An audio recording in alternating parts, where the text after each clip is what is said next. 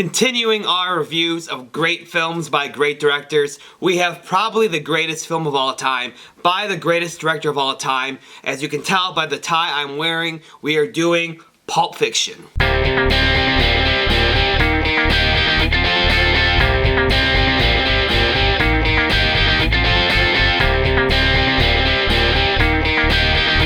Pulp Fiction, one of the greatest movies of all time, one of my favorite movies of all time. I am bringing you my review on it right now. If you're wondering why I am wearing this tie, it's because one year for Halloween I was John Travolta, Vincent Vega from the movie, and so I have this tie and I've worn it once and I don't know what to do anymore, so I'm wearing it for the review. So getting into this, like I said, this is probably one of my favorite movies of all time. If someone asked me to give them a top 4, this one is in it every single time. I don't even know where to start. Let's go ahead and start with the cast of characters.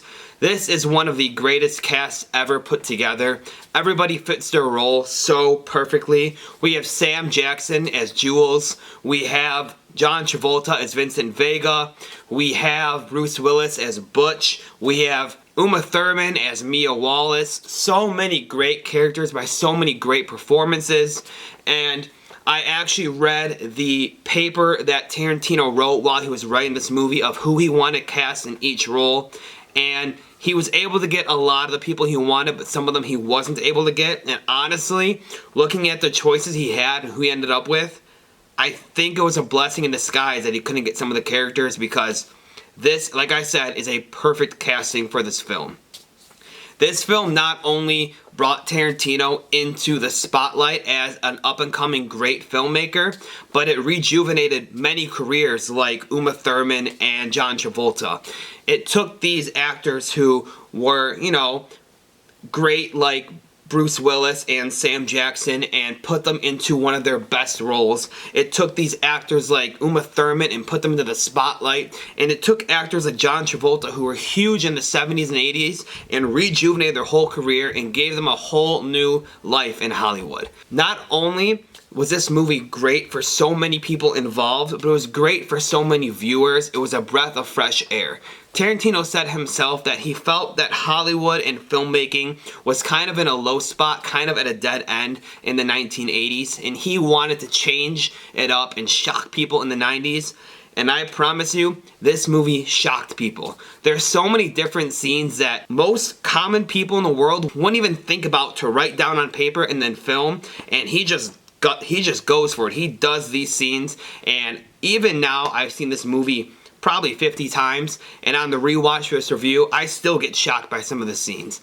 I always like rewatching this movie with someone who's never seen it and just watching their reaction as the movie goes down, because upon first watch, this movie can be shocking and it will always be entertaining. I don't think there's ever a boring point in this film.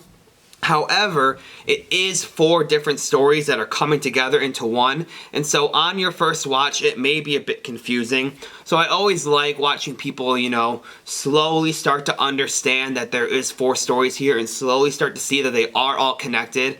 And at the ending, when we go back to the diner and we see the 2 characters from the original with Tim Roth and his wife, and we see Sam Jackson and John Travolta sitting there, they start to realize, oh wow, this is how this is connected. This is really cool. And then after the film was over, I get to explain to them how each story is connected, and I get to show them my little theories and ideas of what's going on.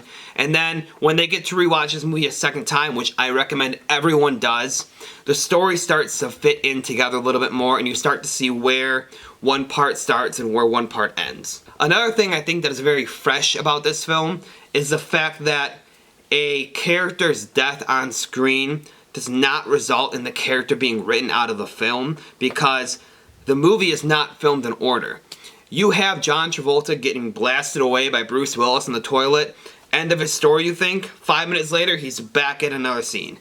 And while that can be a little bit confusing at first, like I said, upon multiple rewatches, you start to realize the genius behind this and how all these stories are connected and how it all works. I think a normal story that flows from start to beginning, it can be nice and relaxing to watch, just to turn your brain off and enjoy a story. But I think that movies like this really really step over that boundary and allow you to really immerse yourself in film and what the director is trying to put out there. Going into the script of this film, this is by far, in my opinion, the strongest script Tarantino has ever written. You could argue that Bastards is a better script. You could argue that Hateful Eight is a better script. In my opinion, this is his best. And not only is it a perfect script that Tarantino wrote by himself from start to finish with no other, movies or books to go off of, but he also did all the work behind the camera as a writer-director, and he excelled doing his best directing work ever in this film as well. The way that he was able to write an entire script from point A to point B, and then jumble it all around and film these scenes and add them all together was absolutely phenomenal.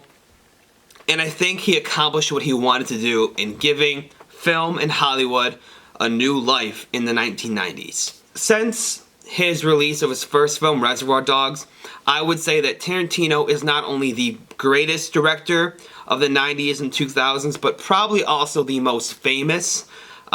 His name is almost like of mythology nowadays. When you hear about directors, you hear Christopher Nolan, you hear Martin Scorsese, and you think these are film creators. The word Tarantino almost feels like legend nowadays, and I think a lot of that has to go back to Pulp Fiction, where he first got his big break, and he first made a great movie that reached millions. Yes, Reservoir Dogs, in my opinion, is a great film, but I don't think it had that push or that step over the boundary that Pulp Fiction did that really put him into the spotlight. Another thing that I find very amazing about this movie is the cast of characters that Tarantino was able to get, only his second film into making movies in Hollywood. With the likes of, Sam Jackson and Uma Thurman and Bruce Willis and all these A-list actors and actresses joining this film, I think that's just exceptional. I feel like most directors who, are kind of indie at first and are on their second film and their first one wasn't that big, it'd be kind of hard for them to get this cast of talent, but he was able to pull that off. I know it seems like I'm reviewing Tarantino's career here a little more than the movie, but with this being probably my favorite movie of all time, it's hard for me to give a total review of this because if you haven't seen it, I don't want to spoil it for you. And if you have seen it, you know what I'm talking about. And I mean, what really is there to review besides, bringing up certain scenes that are shocking or bringing up certain scenes that push the boundary or bringing up certain scenes that just pull this movie together. I guess if I want to go into a review of this film, a couple things I can pick out here and there are the fact that this movie starts off at such a high pace. You start off in this diner with these two characters who are just ripping it, and they decide to rob a diner, and they stand up and they're gonna rob everyone. They're screaming, and then it goes into this exceptional surfing song, and from that point on, the entire film is high energy. There's a lot of great films out there that, yes, they're high energy, and yes, they keep you intrigued, but they're not just ongoing, never stopping action and fun and comedy and violence and dialogue the whole way through. This movie never ends. If you want to watch something just to be entertained and you don't care if a movie's good or bad or great, or you're not a film critic or you're not a film bro like people say, this is also great for you too. It's great for critics, it's great for people trying to get into great films, and it's great just to have on the background as entertainment value. I think that's what makes this such a timeless classic and such a loved movie for a lot of people. Getting into my final thoughts here, like I said, the cast is perfect, the script and directing are perfect, the pacing is perfect, and if you've been on my channel and you've watched my videos, you know that pacing is a very, very big thing for me. If a movie's not properly paced, I lose it. I can't keep focus. I can't stick around for a movie like that. I'll go on my phone if I'm at home, I'll stay around the theater if I'm out.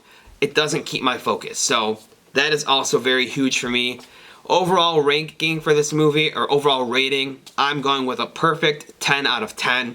There's no other rating this movie deserves, in my opinion, than 10 out of 10. It is the magnum opus, the masterpiece of one of the greatest directors we have ever seen. So, it has to get that score. Thank you all so much for watching. Please leave a like down below. Leave a comment on your opinions on this film. Tell me your favorite Tarantino movie in the comments below. And make sure to subscribe to my channel. It helps out greatly. I'll be reviewing more great films from great directors. And once I get through a whole director's catalog, which it may be a while, but I will work through it because I want to watch these movies as well as new movies and get content out for you guys. All these different things that I want to try. But once we get all these reviews done for an entire catalog, I will then do a ranking of that director's entire filmography. So stick around for that. They will all be coming around, hopefully fairly soon. Thank you all and have a great day.